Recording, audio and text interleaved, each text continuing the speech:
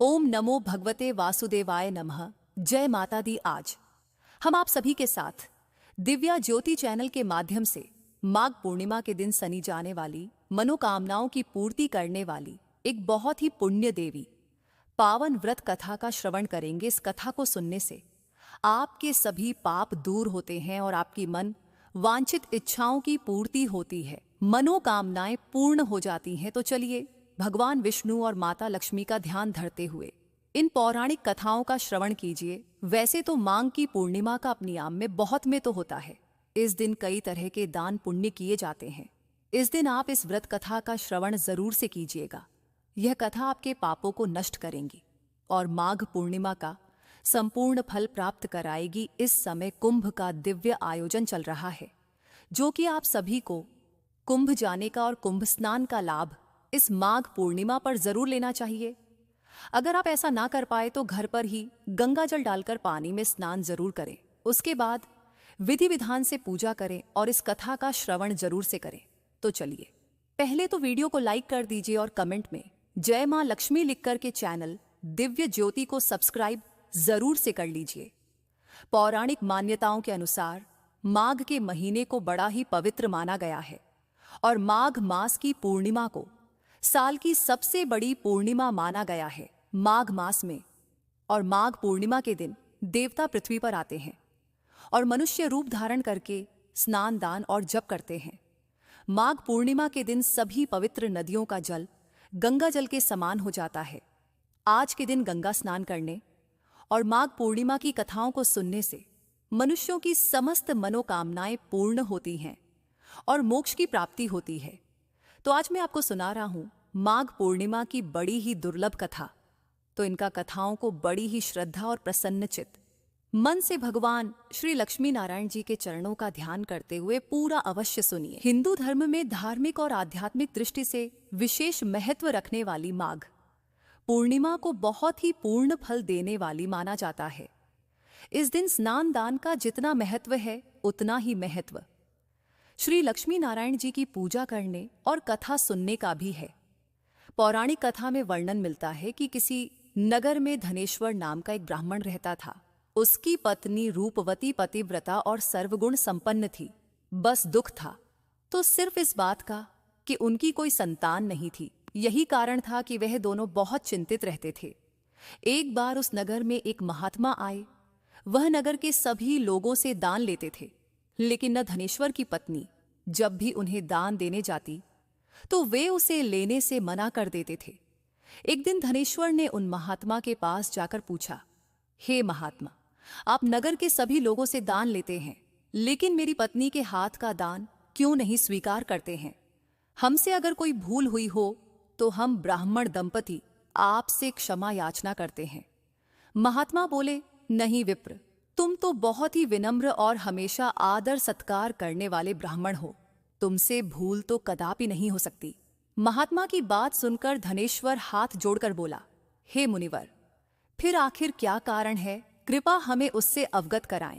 इस पर महात्मा बोले, हे विप्र, तुम्हारे कोई संतान नहीं है और जो दंपतिनी संतान हो उसके हाथ से भिक्षा लेना अधम या पापी के हाथ से भिक्षा ग्रहण करने के समान है। तुम्हारे द्वारा दिया गया दान लेने के कारण मेरा पतन हो जाएगा। बस यही कारण है कि मैं तुम दंपति से दान स्वीकार नहीं करता।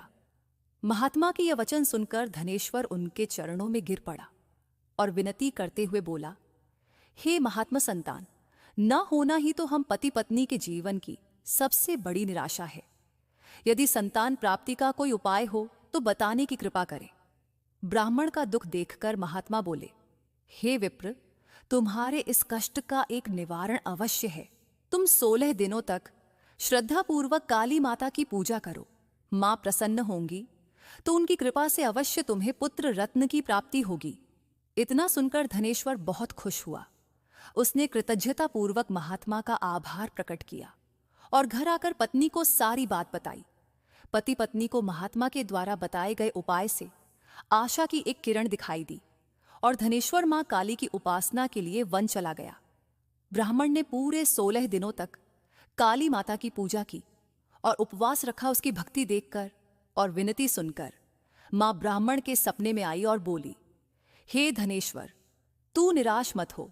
मैं तुझे संतान के रूप में पुत्र रत्न की प्राप्ति का वरदान देती हूं, लेकिन 16 साल की अल्प आयु में ही तेरे पुत्र की मृत्यु हो जाएगी। काली माता ने कहा, यदि तुम पति पत्नी विधिपूर्वक 12 पूर्ण मासी का व्रत करोगे तो तुम्हारी संतान दीर्घायु हो जाएगी।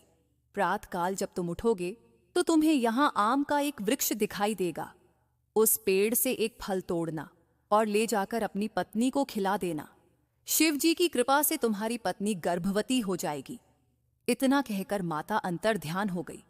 प्रातःकाल जब धनेश्वर उठा तो उसे आम का वृक्ष दिखाई दिया, जिस पर बहुत ही सुंदर फल लगे थे। वह काली मां के कहे के अनुसार फल तोड़ने के लिए पर चढ़ने लगा। उसने कई बार प्रयास किया, लेकिन फिर भी फल तोड़ने में असफल रहा। तभी उसने विघ्नहर्ता गणेश भगवान का सुमिर किया और गणपति की कृपा से इस बार वह वृक्ष पर चढ़कर फल तोड़ लाया। धनेश्वर ने अपनी पत्नी को वह फल दिया, जिसे खाकर वह कुछ समय बाद गर्भवती हो गई। दंपति काली मां के निर्देश के अनुसार हर पूर्णिमा पर दीप जलाते रहे।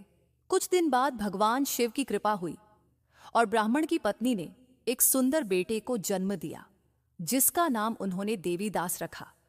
जब पुत्र 16 वर्ष का होने को हुआ तो माता पिता को चिंता होने लगी कि इस वर्ष उसकी मृत्यु निश्चित है।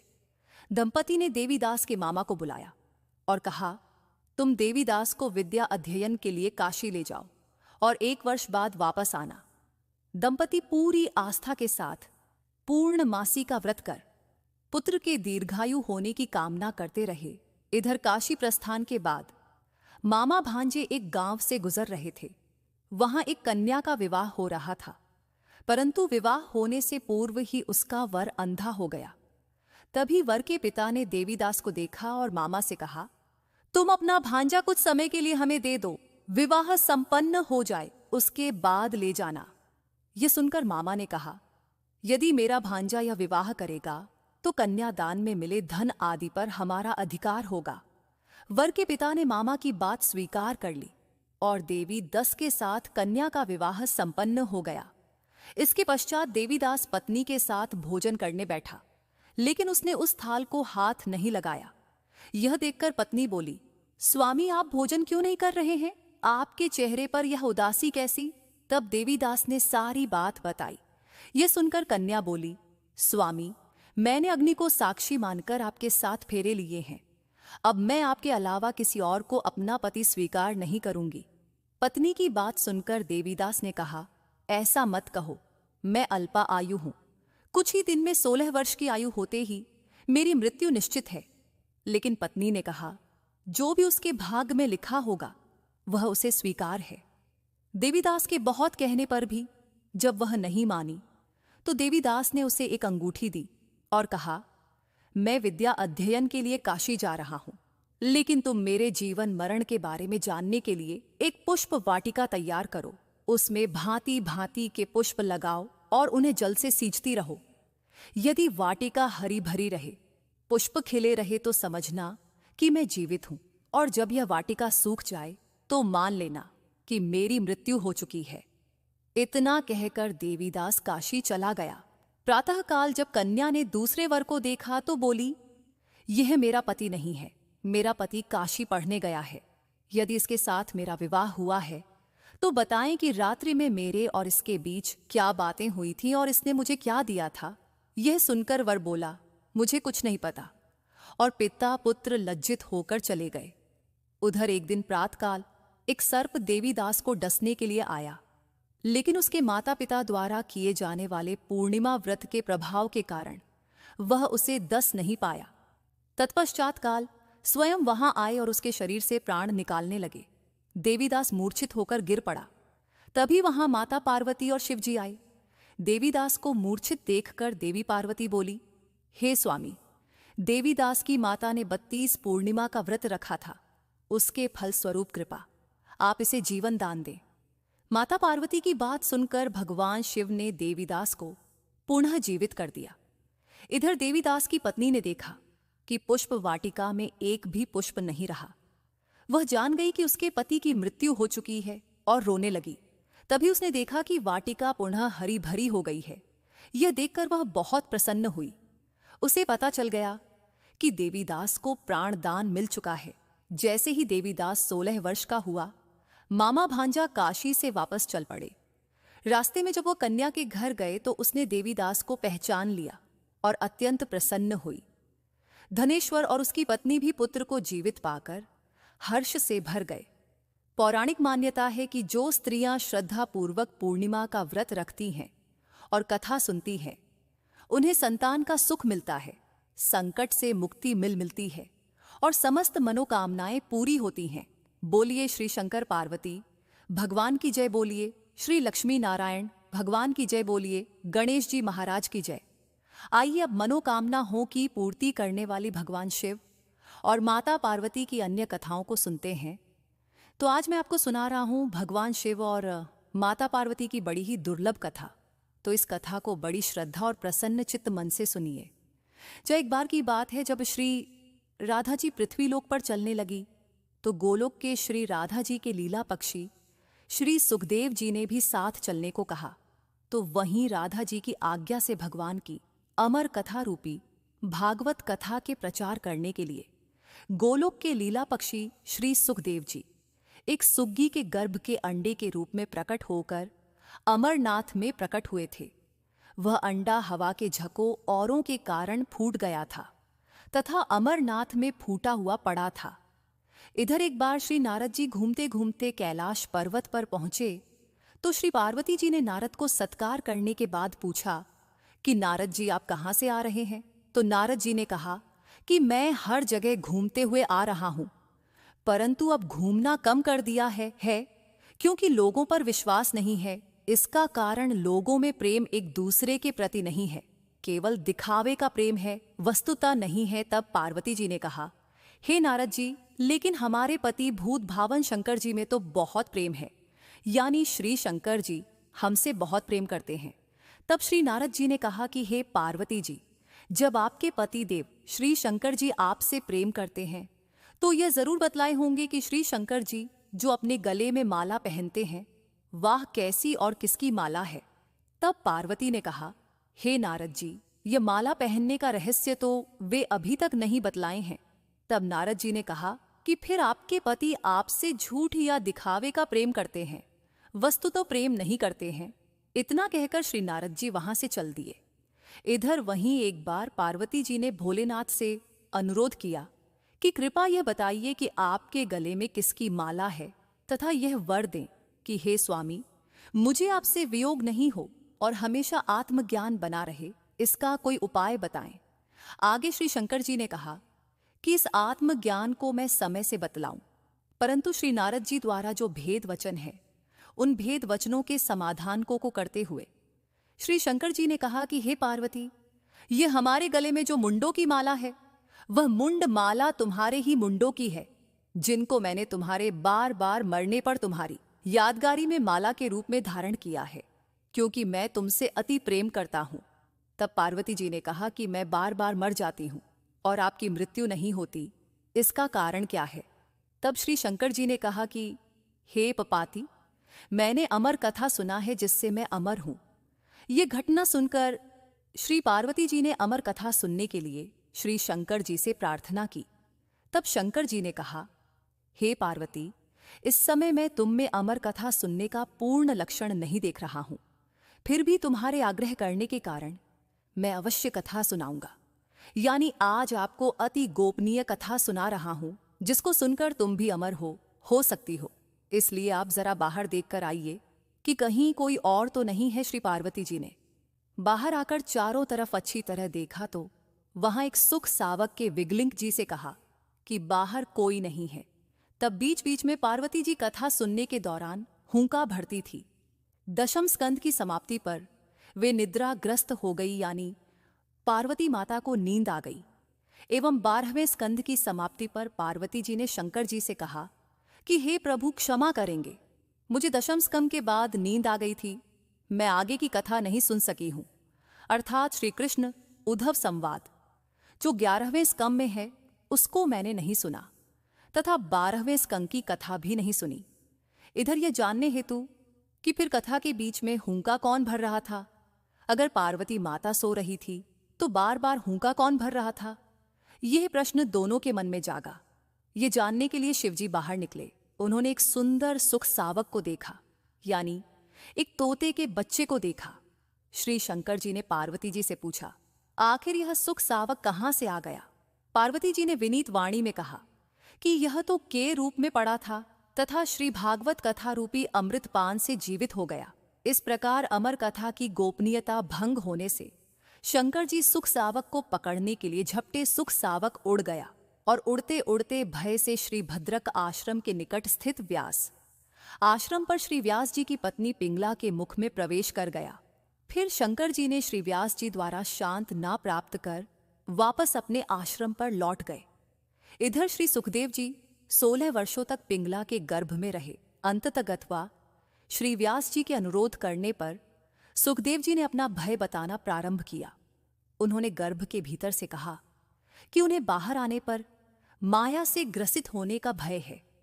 यदि भगवान श्री कृष्ण द्वारा माया से ग्रसित नहीं होने का आश्वासन मिले तब वे बाहर आएंगे। व्यास जी के अनुरोध से भगवान श्री कृष्ण जी ने सुखदेव जी को माया से ग्रसित नहीं होने का आश्वासन दिया। तब सुखदेव जी गर्भ से बाहर आए और जन्म लेते ही जंगल में तपस्या करने चल पड़े। तथा पुनः सुखदेव जी, जो अपने पिता व्यास जी के बुलाने पर भी नहीं आए, लेकिन व्यास जी के ब्रह्मचारी शिष्य द्वारा गाए जाते हुए श्री भागवत जी के मंत्रों से अपनी समाधि को तोड़ दिया।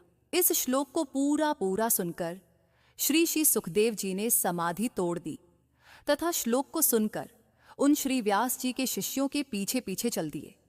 इस घटना का मुख्य कारण भागवत कथा ही है। आइए अब मनोकामनाओं को पूरी करने वाली दूसरी कथा को सुनते हैं। सौराष्ट्र में एक समय भद्र श्रवास्ती रा का नाम सूरज चंद्रिका था। रानी दिखने में सुंदर और सुलक्षणा थी तथा पतिव्रता भी थी। उन दोनों को 7 पुत्र तथा उसके बाद एक कन्या का वरदान मिला था। कन्या का नाम श्याम बाला था। एक बार महालक्ष्मी जी के मन में आया कि जाकर उस राजा के राजप्रसाद में रहे, इससे राजा को दुगनी धन दौलत की प्राप्ति होगी और वह इस धन दौलत से अपनी प्रजा को और सुख दे पाएगा। गरीब के घर अगर रहे और उसे धन दौलत प्राप्त हो तो वह स्वार्थी की तरह केवल अपने ऊपर ही खर्च करेगा।